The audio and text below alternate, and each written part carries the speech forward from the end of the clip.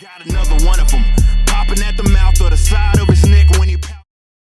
Welcome to 3 Count Commentaries. Today we're going to talk about NXT September 27th, 2022, and what was quite possibly one of the weakest episodes of NXT we've seen in a long time. I think this episode was taped. You could tell it was taped because some matches were built up, others were just thrown on here, and there were 8 matches on this card. Whenever somebody tries to shoehorn 8 matches on a 2-hour show, they have just surrendered to the work rate bug. I cannot stand it. I need a break. All right. You can't have 8 matches in 2 hours. All right. Nobody should be trying to have 8 wrestling matches in 2 hours. Just don't do it. Break it up with some other stuff. But let's get right into it. I'm going to try to be short here. So Ilya Dragunov made an appearance. He was the first person to come out of the chute. He said that the last time he was in NXT, he defeated the unconquerable Walter to win a championship. And now he's back to do the same thing. He's back to beat the unbeatable Braun Breaker. JD McDonough came out there and called him a sneaky little rat. Said that his body was so busted up after they had their match in NXT UK that even though he won the match, he had to give up that UK title anyway.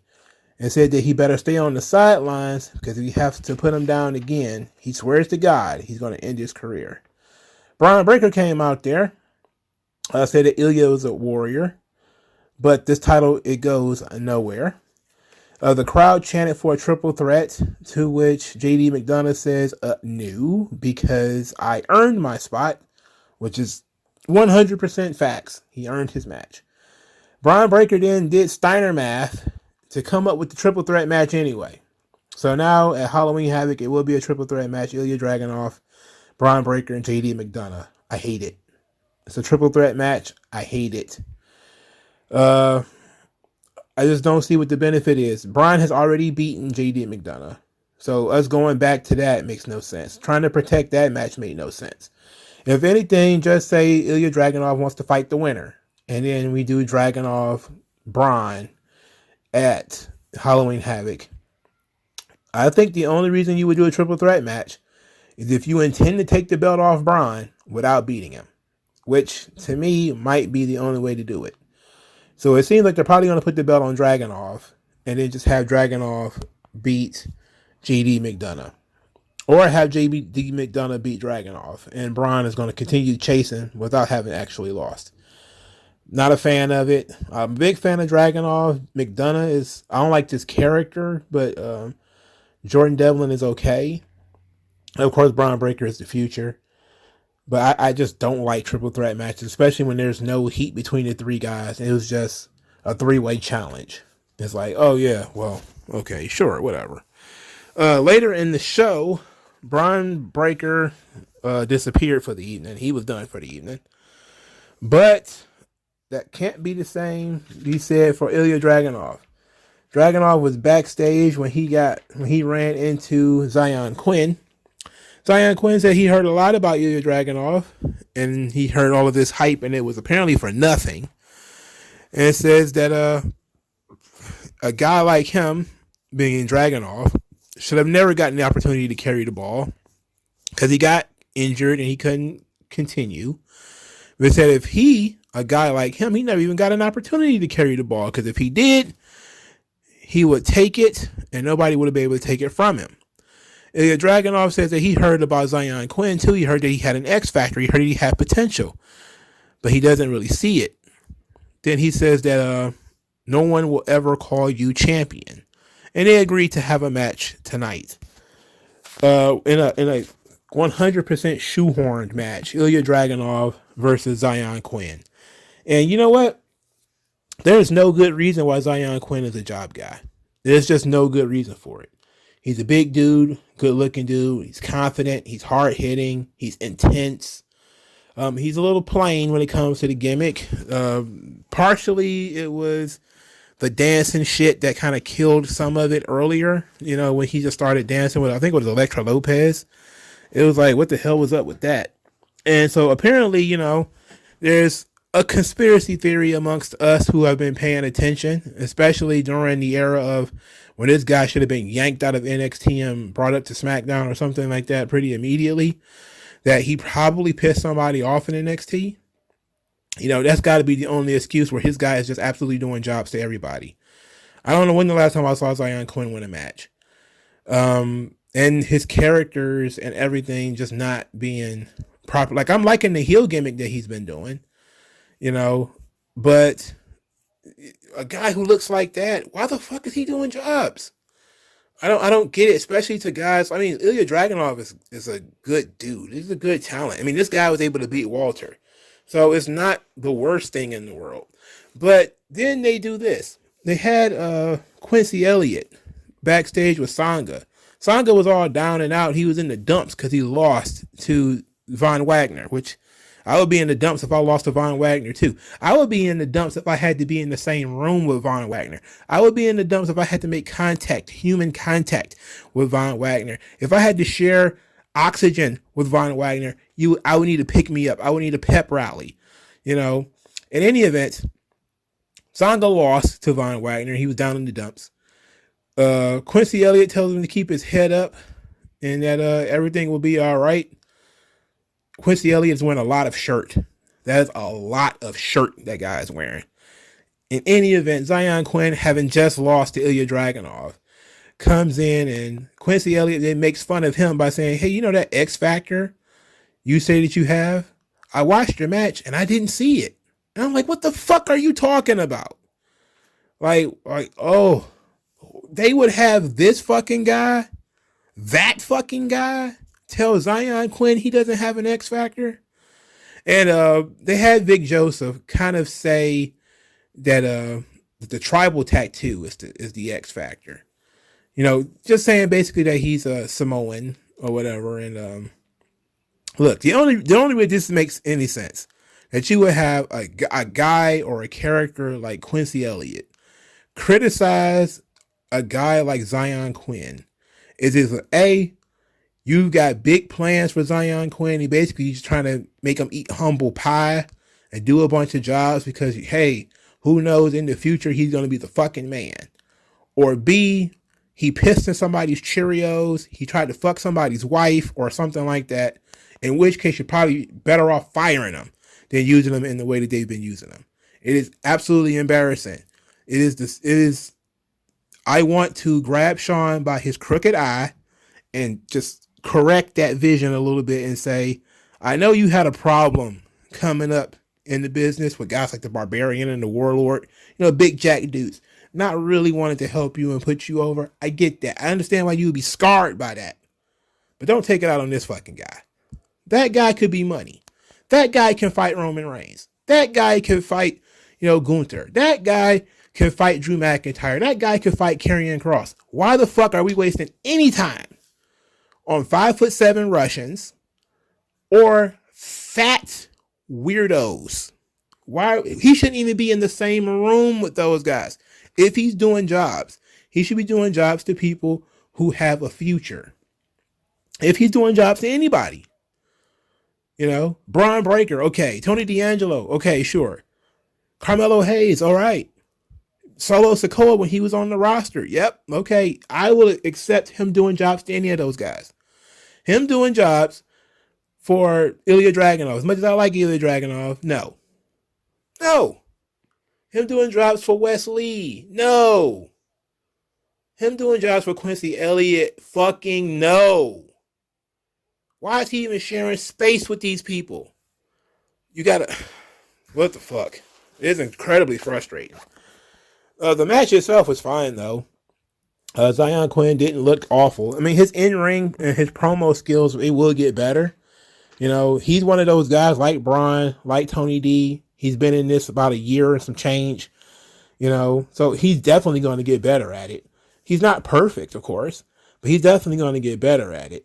He's not going to get any better if, he's going to keep getting pushed down to level up, to do jobs, to fat slobs and airbrush t-shirts. Get the fuck out of here, man. God, what the fuck? What the hell is wrong with these people? What the hell is wrong with you, Shawn? To further say that there's something wrong with Shawn Michaels, he snorted something really fucked up this week. Briggs and Jensen were in a backstage fight with Gallus. This continued a little bit later, and they actually booked this for the main event. In a pub rules match, Gallus versus Jensen and Briggs, Joe Coffey was banned from ringside. He came out there anyway because this match was no disqualification, but he was banned. Technically, he was banned from ringside. There was no real build up to this match. There was no promos that kind of led into it. There was just segments of Gallus and Briggs and Jensen fighting backstage. To be quite honest, I have forgotten they were even feuding. So I was just kind of like, why is this match happening? But it took a while for it to come back to me. Thirdly, this was a boring fight match where guys were just hitting each other with chairs. And I said this when it came to Raw. When people start talking about how, oh, look at all the Extreme Rules matches we have. It's like, yeah, but how many of those matches really you're going to get tired of watching people get hit with chairs? You're going to get tired of watching people go through tables. It's going to be pretty much every other match. In this one, the crowd just died and just didn't seem to care too much about this match at all. And that didn't help. It didn't help that they, the guys were kind of standing around, kind of trying to let the crowd soak things up, and they weren't. They were just kind of dead. Briggs and Jensen win. They defeat Gallus. I don't know why you would do that either. I don't know what Gallus did, that they are now, the job guys for Jensen and Briggs. That sucked. After the match, Gallus knocked over a referee and a security guard. So they basically teased that these guys are going to get suspended or something like that. But Jensen and Briggs win that feud. And I'm just kind of like, huh? Why would you do that? I don't know. Boy. This episode of NXT got me all fired up, and I'm not happy. I'm not thrilled about it. I can tell you that much. First match on the show was not bad, however. Mandy Rose versus Fallon Henley. So Mandy Rose started by saying that she hopes that Alba Fire is watching because she is about to find out what happens when you cross the baddest bitch. Fallon Henley is okay in the ring. I know she was an indie wrestler, but she didn't have a hell of a lot of experience.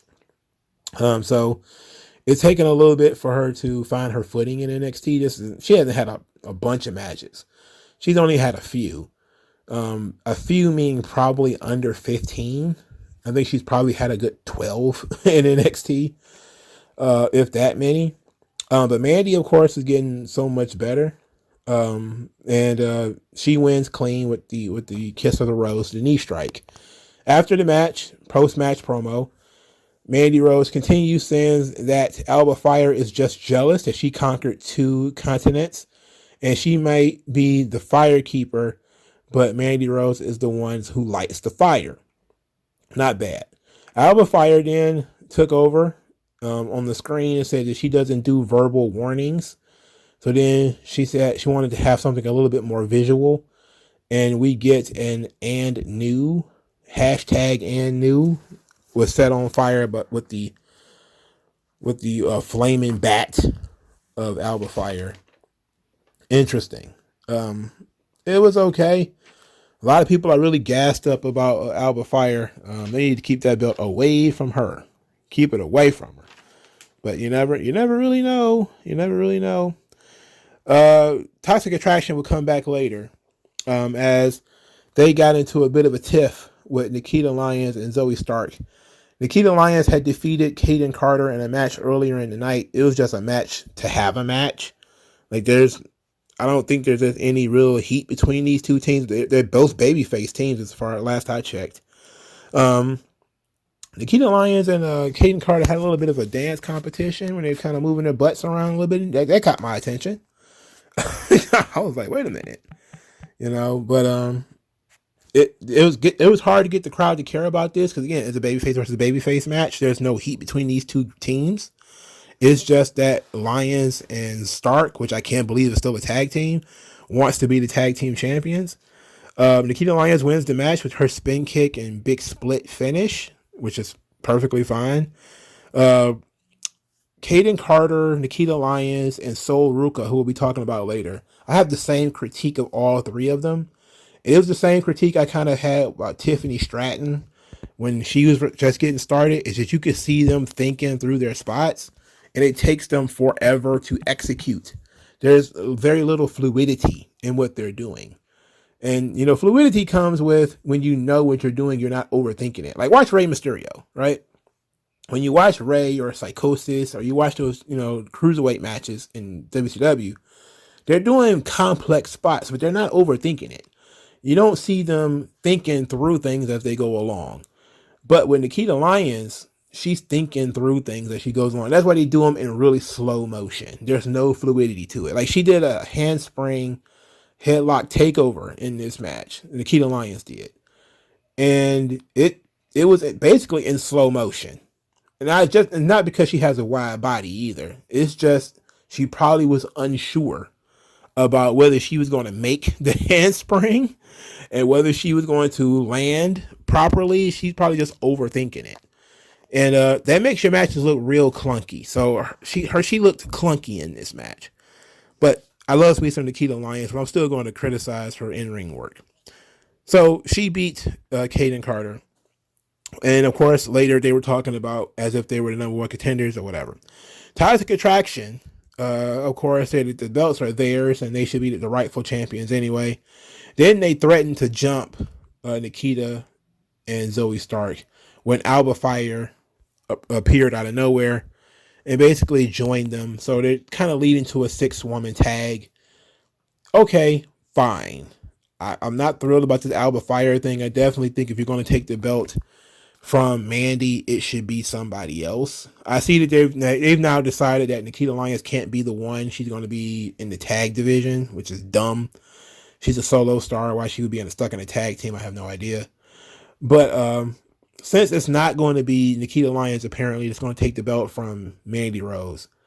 You can't give it to Alba Fire. That's just foolish. Don't do that. Clearly there has to be somebody else on the roster that you can give it to. But I don't know. I'm not buying it. But I did hear, and this is the only thing that I have heard that really counts as a news or a note, is that they probably will be bringing up Toxic Attraction as a tag team. And they will be bringing up Mandy once they take the belt from her. Which is, I think one of my subscribers told me that they were planning to do that. They're likely going to bring Toxic Attraction up as a pair. Cause I remember, bitching a lot about, them losing on SmackDown when it wasn't necessary for them to lose on SmackDown. And it seems like they're going to continue that. Well, that's just what the internet, the IWC is saying. There's no guarantee that that's actually going to occur, but just saying. So a 6-woman tag seems to be on the menu. Okay, whatever. All right. So the Schism, they had a little bit of a promo for Cameron Grimes. They said that to make the world a better place, they have to make an example out of Cameron Grimes. And so they had the match, which was Cameron Grimes versus Joe Gacy. And the match wasn't very long, and they didn't do a lot. Gacy wins because the dyad led to a distraction. One of them jumped on the ring apron and got knocked down. The other one jumped in the ring. And while Cameron Grimes was dealing with that, Joe Gacy hit the handspring lariat for the pin. Cameron Grimes was disappointed outside the ring, but Joe Gacy is the winner. All right, whatever. I mean, it's hard to spend too much time on it, considering they didn't spend a lot of time on it. So why should I? I don't know. But I would think that these two guys, because of, I don't want to say that they're higher level guys, but Joe Gacy was in the main event not long ago. And Cameron Grimes is a guy who works main events and top level feuds quite recently. Why they would get the short end of the stick and get put in this really short match where they don't really get to tell a story. I don't know. I don't know why you would do that. But maybe it's because they wanted to have fucking 8 matches on this show. And when you have so many, there's bound to be matches on the show that don't mean anything. There's just bound to be matches that don't mean anything. Apollo Crews is backstage. Well, he's out in the world. I don't know, walking around a football field or something, like campus or something, writing in his journal, in his notebook, with his eye bleeding all over the place. He still ain't got that maxi pad for his eyeball yet. He's talking about Grayson Waller got a glimpse of vengeance, and that Grayson Waller better keep an eye out because he's not done with him yet. Grayson Waller popped up later and said that Apollo Crews ain't Miss Cleo, and he's not Nostradamus, and that in the Apollo Crews vignette, he saw a vision of Grayson Waller having red eyes. And Grayson Waller started to complain that his eyes are a perfect shade of green with a hint of blue. Do you have any idea how rare that is? And that he was afraid of Apollo Crews. So then the announce lady, the microphone stand, the human microphone stand for NXT, she said that if he doesn't want Apollo Crews to get him, he probably should just not show up, which is very smart. Hey, he can't beat you up if you're not here. Like if you don't show up, you won't get beat up. So then Grayson Waller, tells her that he already got Roxanne Perez and Cora Jade booked for his Grayson Waller Effect show next week. So he has to show up. He's just going to hire more security. Didn't work for The Miz. If the Miz force didn't work for The Miz, it won't work for Baby Miz. Or, Baby Miz Jr. or Baby Miz the Third. It depends on how you look at MJF.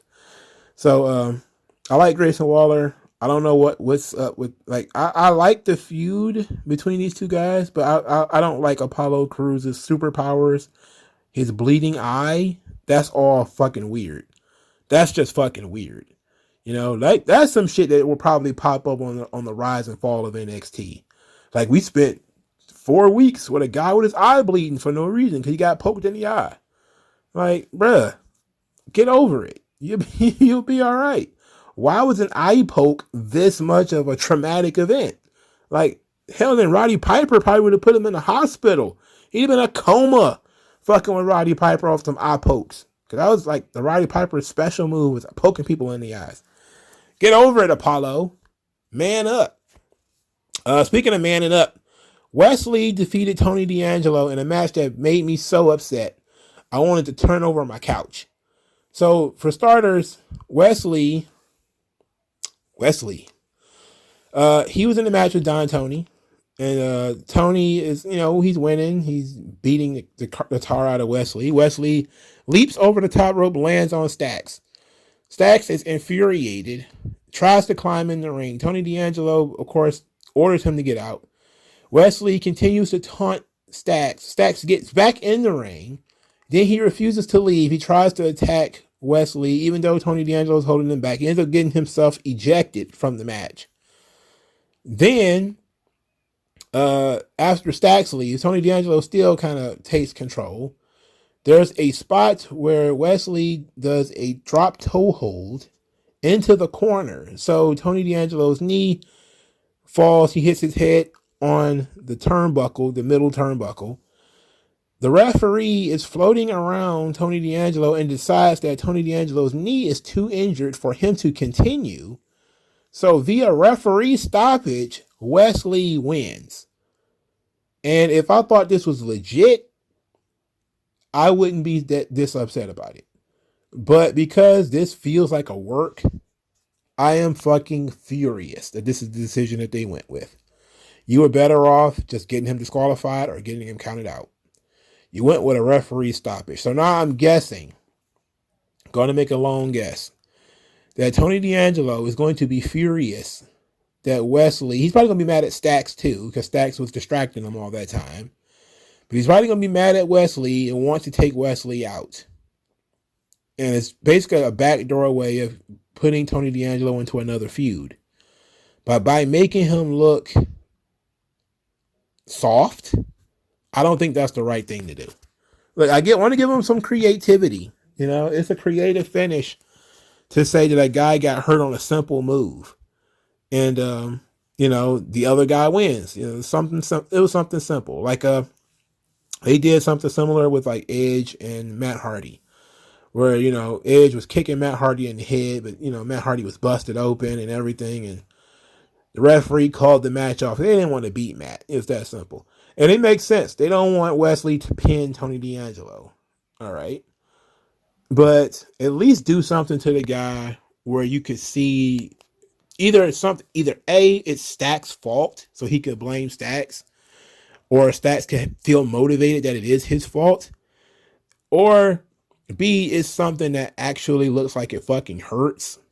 And, like I've seen 100 guys take that drop toe hold in the corner. I've never seen anybody get hurt in that spot, It's just infuriating that they would do that. It was a complete waste of Tony D'Angelo.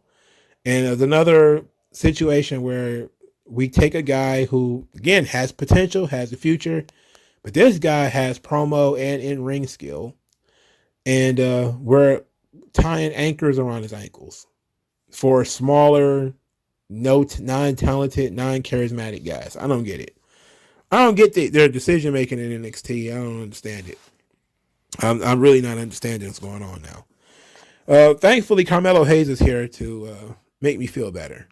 So he gets like 2 words out before Oro Mensah shows up. Melo said that he respects Oro Mensah and pretty much any time they can hang out and have drinks and whatever, but it's every man for himself at Halloween Havoc. To which Oro Mensah said he's looking forward to it.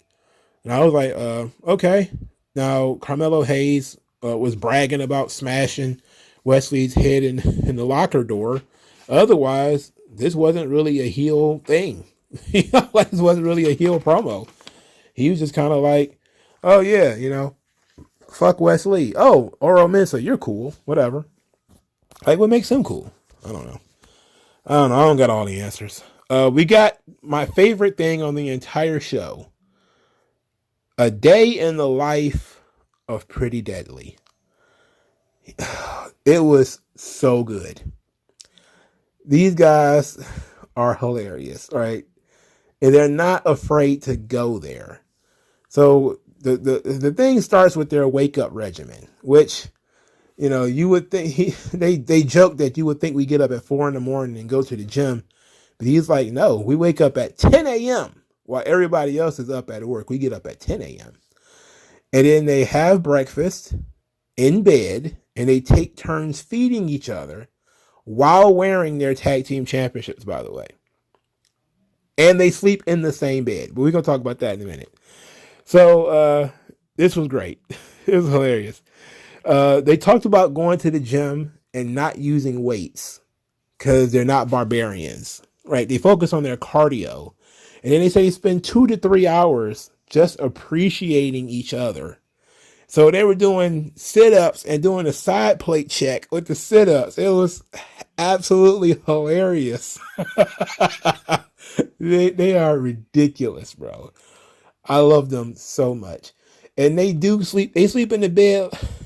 They sleep in the same bed back to back, bro. It is so ridiculous. It is so ridiculous. They're like Bert and Ernie.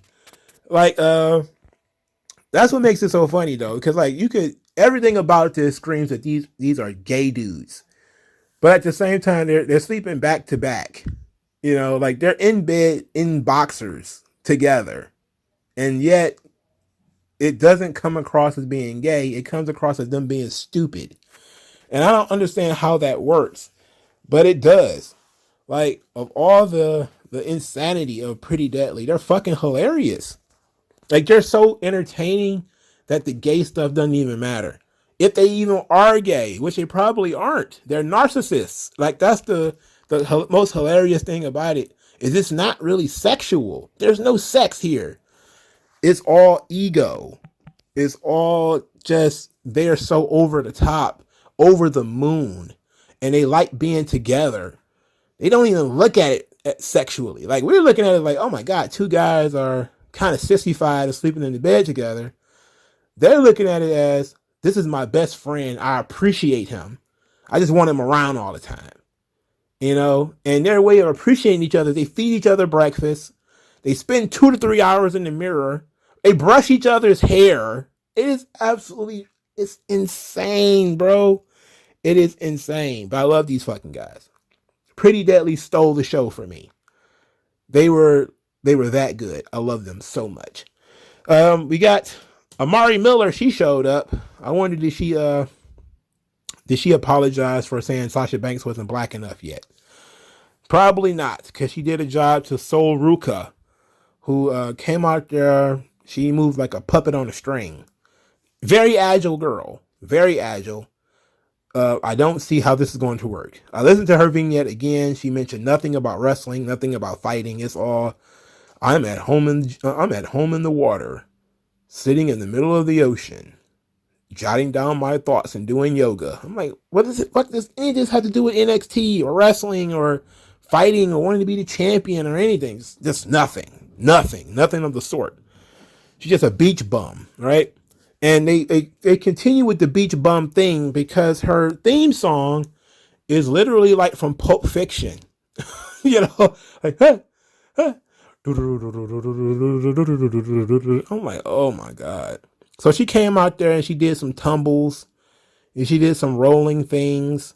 And she's a nice sized girl, but kind of a generic blonde. Nothing that jumps out at her. I basically, once I saw her and the match was over, of course she won because Amari Miller is a jobber. I already did a basic critique that she overthinks things, that she's going through them. Because her things is being spotty. She doesn't know how to wrestle. She just only knows how to do spots. So we're looking at this girl who just knows how to do spots. And she's okay at that. But she doesn't have the basics down, clearly. Because she's overthinking everything. But after the match was over, I pretty much got the sense that she is a generic, well-built, blonde white woman. Like, if you compare her to Tiffany Stratton is infinitely better than Sol Ruka. And since there's nothing about Sol Ruka that makes us want to pay attention, I want Tiffany Stratton back. I would rather her be there because at least she has a character and a personality and a persona that makes her stand out. While Sol Ruka just kind of blends into she looks like a fan who jumped in the ring, but she's very athletically built. I will say that. She's an athletically built young lady. So she doesn't look like shit. That's a positive. It's just that I'm not entirely sure where her future could be in NXT at present. Of course, in 2 years, who knows? She might be the best in the world. But at least right now, she's very generic. And she doesn't leap off the screen. She's just very athletic. That's about it. Unfortunately. Amari Miller has been in NXT for like 2 years. And the only peep you ever hear about is when she made that comment about Sasha Banks. I don't know. She would probably be on that 2-year chopping block. But I think that they haven't really given her much. I think this would have been a perfect time for her to turn heel too. Because they did the whole, it's very weird to put Sol Ruka out there in a babyface versus babyface match. Which again, Sean, you're not doing people no credit when you do that. Give them an enemy, a villain to beat up. Giving them another babyface. Come on. That doesn't make any fucking sense. Would have made perfect sense for you to turn Amari Miller, considering so many people are going to be mad at her about the Sasha Banks comment. And it would give her something to do. And put Sol Ruka immediately into a feud so we can see her promo ability and all that kind of stuff. But they did the old handshake and hug after the match. And I was just kind of like, ooh, we didn't need that. They could have saved that one, brother. You could have saved that one, brother. All right, Andre Chase. Andre Chase had a pep rally, a victory celebration, because he defeated Carmelo Hayes the week prior. So now his reward is that he's going to get into a qualifier for the North American Championship, but he has to wrestle Von Wagner. He is then asked by Dave, the guy at the press conference, is he concerned about his ability to defeat Von Wagner because he's never beaten him before?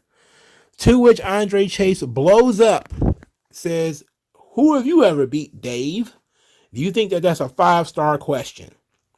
Apparently, they're doing jabs at Dave Meltzer, which I'm guessing was supposed to be kind of also a rip on the CM Punk drama. And my thing is, if you were going to do that, you should have done it in a more realistic way, which I'm okay with them doing it because, you know, I doubt something like being the Elite would have lambasted WWE if this would have happened on their watch. So NXT wanted to take a little bit of a shot by having Andre Chase yell at Dave. Okay, but I just wish it was a better shot outside of just saying it wasn't a 5-star question. Who the fuck have you ever beat? I mean, I get that it's a general question that people ask Dave Meltzer, but I don't know if I would have went that route with it. It was fine though, and I'm pretty sure it's going to get a lot of attention. A lot of people are going to talk about it, but it was just okay for me.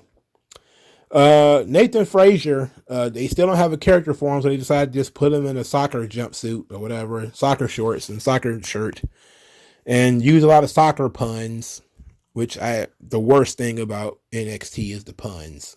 That's the worst thing. You know, all of the soccer mentions and that shit is awful, bro.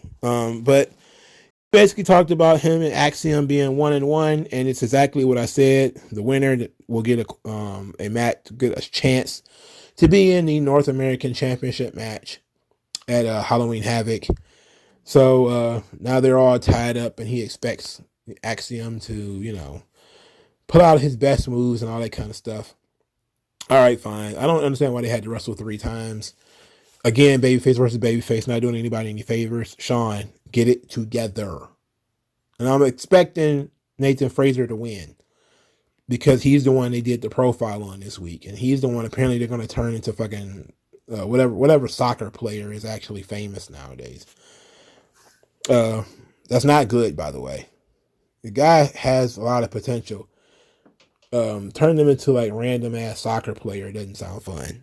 Especially not to an American audience. I don't care. He's how British he is. Or Welsh or whatever the fuck. Brutus Creed and Damon Kemp. Brutus Creed wins by disqualification because Damon Kemp beat his monkey ass with a chair. This was a match I was actually looking forward to, and they gave it 0 time and immediately basically threw it out by having Damon Kemp beat him with a chair. But got to give Damon Kemp some credit. He was very passionate, very intense as he was banging him with the chair. It was pretty dope. And he screamed at the camera that if Julius wants something, you better come get it. I didn't like that Julius didn't come out there. I didn't like that nobody else from Diamond Mine came to help out Brutus. That they just basically watched as Damon Kemp beat the tar out of Brutus and they didn't do anything. I didn't like that, you know. I understand you wanted to get him some heat, but come on, man. The guy literally has a brother in Diamond Mine. Like, I wouldn't watch I'm thinking he's the little brother, right? Brutus is the little brother. Why would you watch your little brother get beat with chairs by some guy you don't like? Like, no, that would not sit well with me. I would not be happy about that. Would not be thrilled about that. Would not sit back and let that occur. Clearly, they're building to the Julius Creed, Damon Kemp match, but they could have gave this match a little bit more time, let them tell the story a little bit more. I just feel like it was kind of a waste, you know, kind of a waste of a match. And the final thing I guess to discuss is the Wendy Choo Lash Legends back and forth, where Wendy Choo talked about Lash Legend, her voice being like nails on a chalkboard. How Lash Legend is obnoxious and loud and pushy and a bully and all this kind of stuff. And Lash Legend said she ain't got no problem with Wendy Choo or her attitude, how she dresses or anything. But when Lash Legend got something to say, you move, you get out of the way. And that's her problem, is that Wendy Choo didn't get out of her way when she had something to say. And I just wrote down, not a fan of Wendy Choo and Lash Legend starting to look like Velveteen Dream. And I said it, I think it might have been 2 weeks ago. She looked significantly less like a drag queen. She looked like a drag queen again this week. She looked like Dennis Rodman. I don't understand what's going on. with Lash Legend or why that's the case, but it's like every other week, I'm not sure what I'm going to see. It's like, I'm not sure if it's going to be, Real Housewives of such and such, which is weird, but effeminate, or is it going to be Shamika, who takes after her dad, and just not a big fan of the Shamika part, the Shanae-ism. Not a really big fan of that, bro. I'm wondering if Triple H can really do that. And I said all of that because I think that Lash Legend is not being best served in that makeup chair. Because maybe it's the makeup chair that's making her look like a man. Somebody needs to do something. Because there have been a couple of times where she's come out there and she looked fine. I didn't have any problems.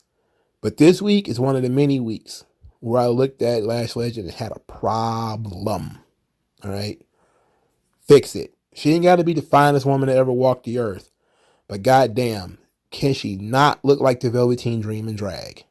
That's all I'm asking. All right? Okay. This was a weak episode of NXT. Wasn't a fan of it. They rushed too much. They tried to do too much. 8 matches, way too many. Way too many. I'm kind of perturbed. I could probably go another 20 minutes screaming about where the fuck Tiffany Stratton has gone. Why has Tony D'Angelo fallen off the face of the earth? Why are they doing this stuff with Gallus? People who have potential and people who have talent. Why are they being pushed to the side? Why are we seeing so much of like Wendy Choo? Like, why is she like regularly on this show, but Tiffany Stratton isn't? Like, is Tiffany Stratton hurt? Where did Blair Davenport go? I don't know. Like, there's a lot of questions. And maybe they'll get answered one day. But thanks for your time. Like, share, and subscribe, y'all. I'll talk to you guys later. Peace out.